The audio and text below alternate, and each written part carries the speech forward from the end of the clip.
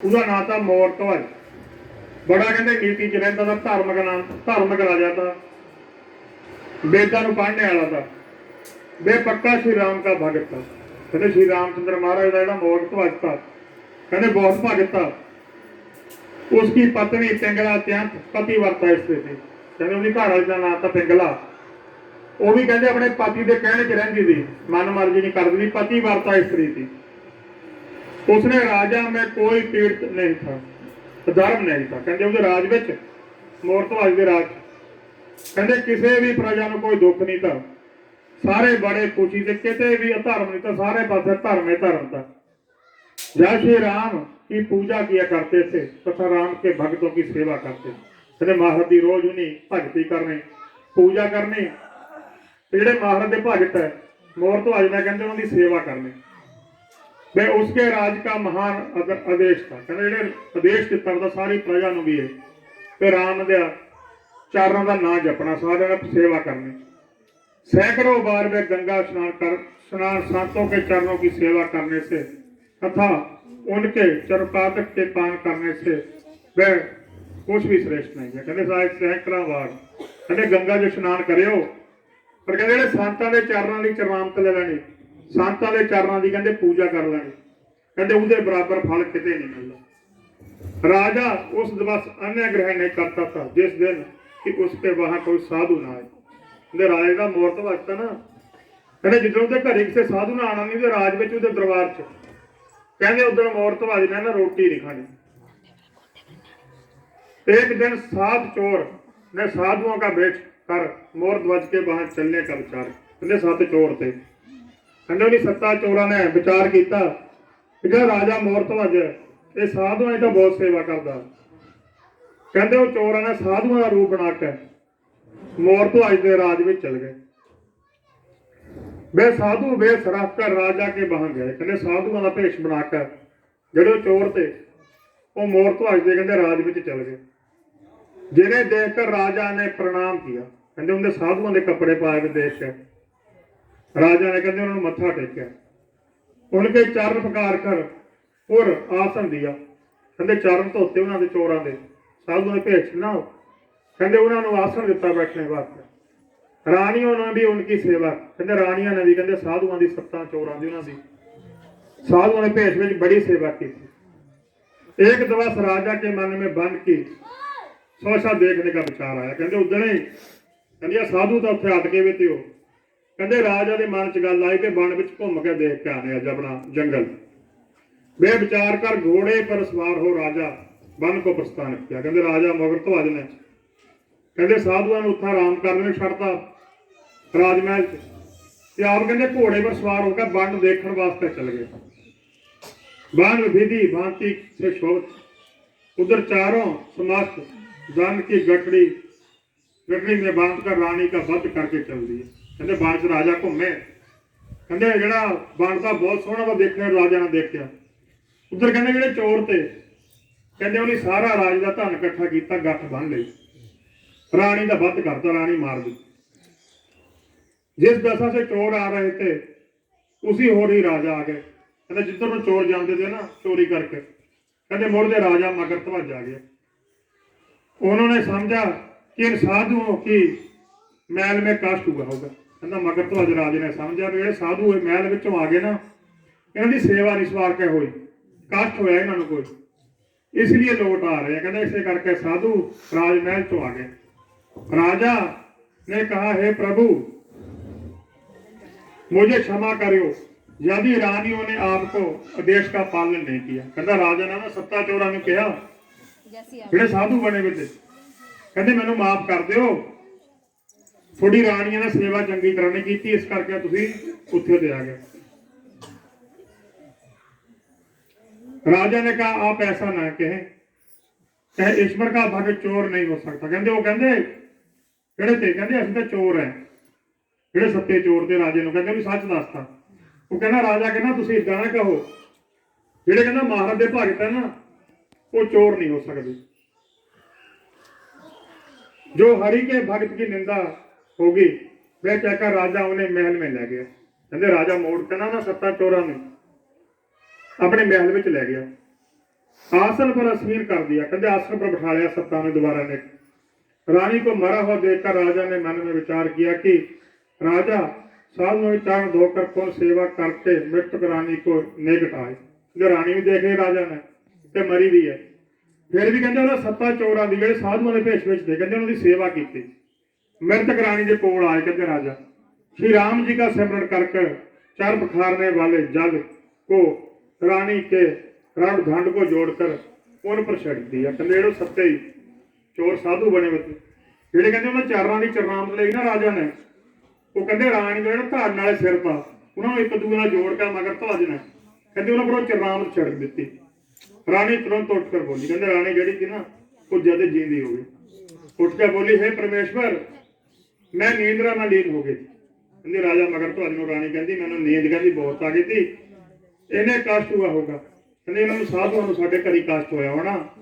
दोनों ने पुन साधुओं की सेवा करना आरंभ कर दिया। कहते दोवां ने फिर है चोर थे कहते साधुओं के भेष विच, राजा रानी ने कहते दोहां की सेवा करनी फिर शुरू कर दी।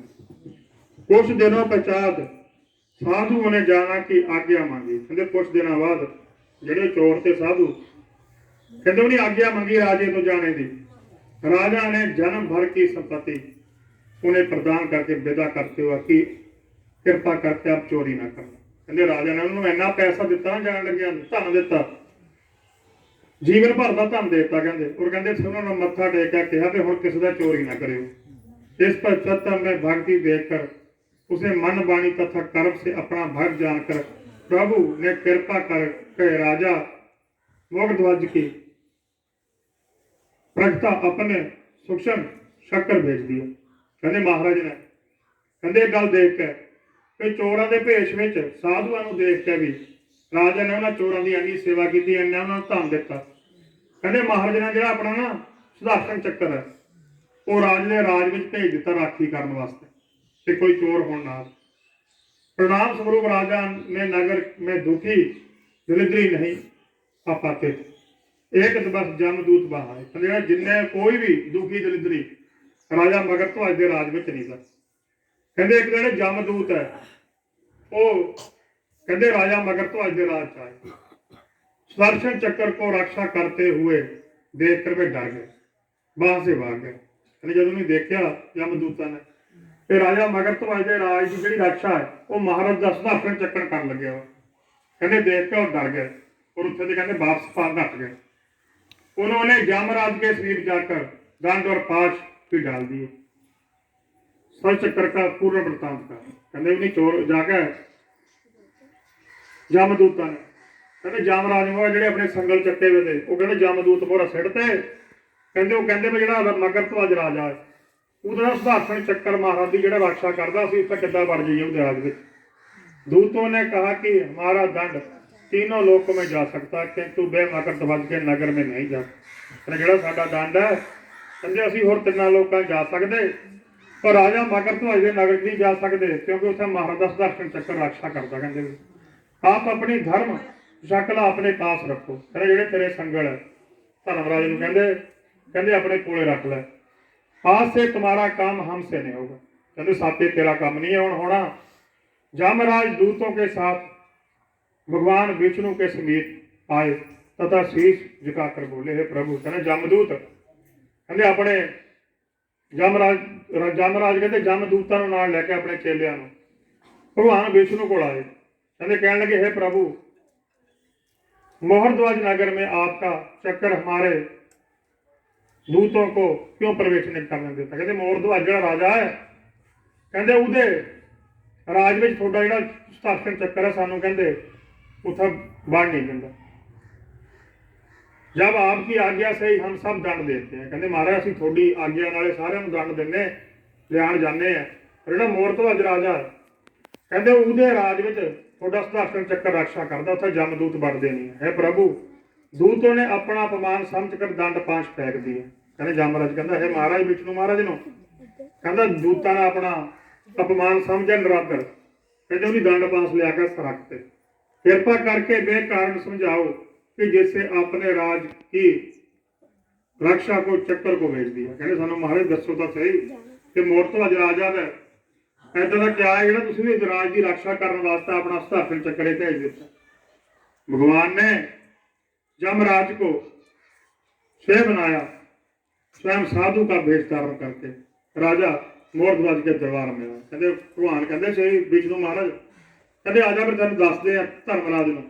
कहते महाराज ਤਾਂ ਕਹਿੰਦੇ ਜਿਹੜਾ ਆਪਣਾ ਯਮਰਾਜ था ਉਹਨੂੰ ਕਹਿੰਦੇ ਮਹਾਰਾਜ ਨੇ ਸ਼ੇਰ ਬਣਾ ਲਿਆ ਤੇ ਮਹਾਰਾਜ ਆਪ ਕਹਿੰਦੇ ਆਪਣਾ ਸਾਧੂ ਦਾ ਭੇਸ਼ ਬਣਾ ਲਿਆ।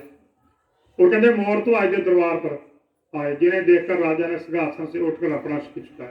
कहते साधुओं के रूप में महाराज ने देखा ते नाल शेर है उन्होंने।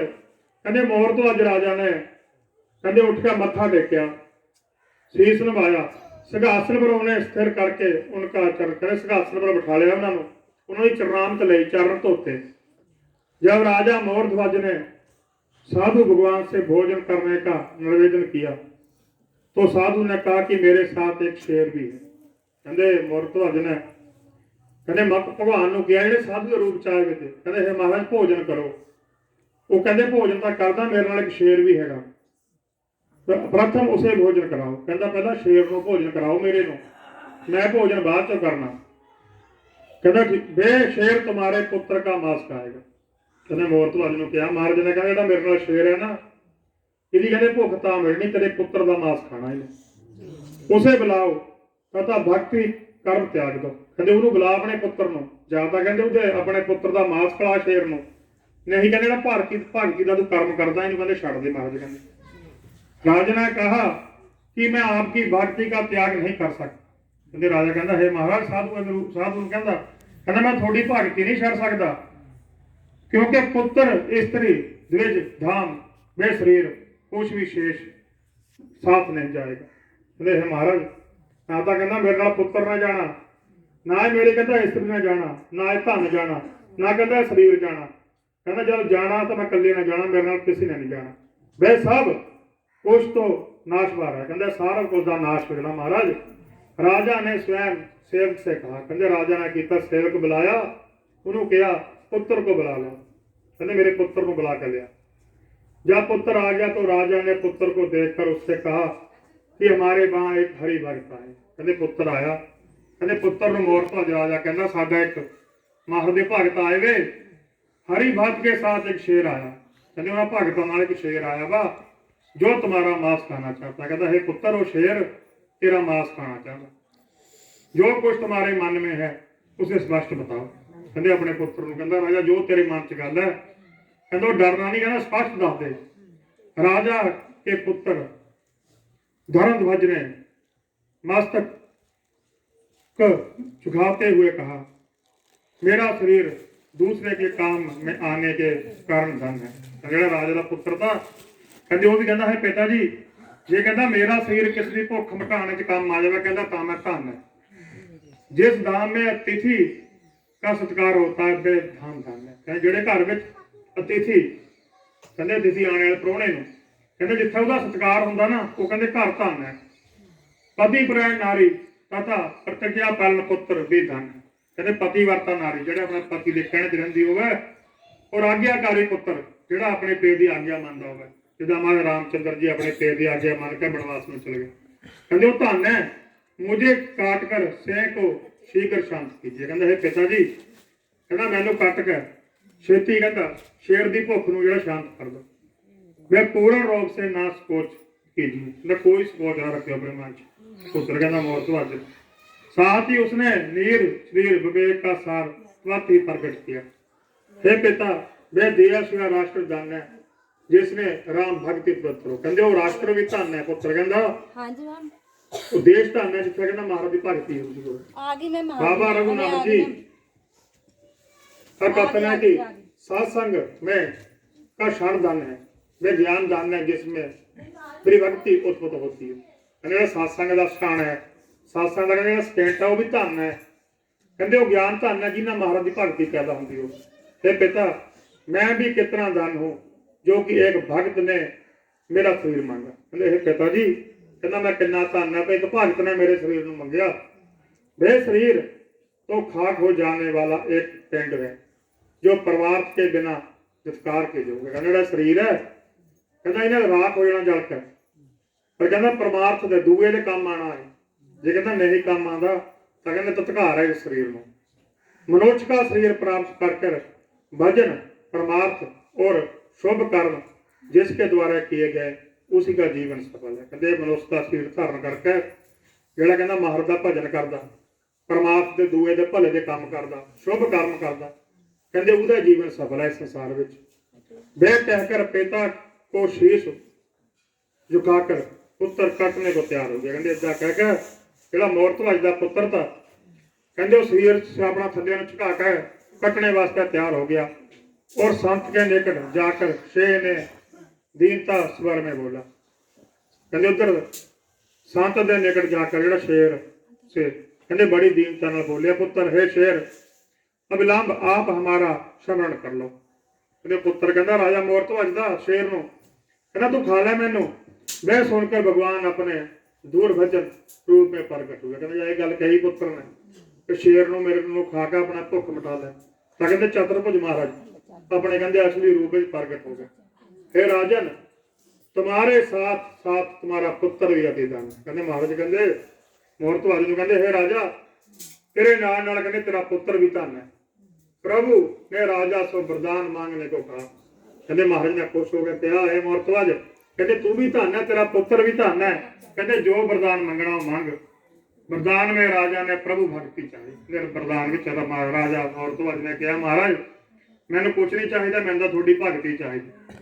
प्रभु ने ऐसा ही कहा कि भक्ति का अंत समय में तुम मेरे धाम को भी प्राप्त करो। कहते महाराज कहते तेन भक्ति भी मिलूगी, अंत के टाइम तू मेरे धाम में भी जरूर आऊंगा। पश्चात श्री विष्णु और जमराज अपने धाम को प्रस्थान कर गए। तो उसके बाद विष्णु महाराज और जमराज अपने अपने धाम में गए। और कहते महाराज ने कहा जमराज इस करके जो मैं अपना सुदर्शन चक्र राज की रक्षा वास्ते छड्डिया वा।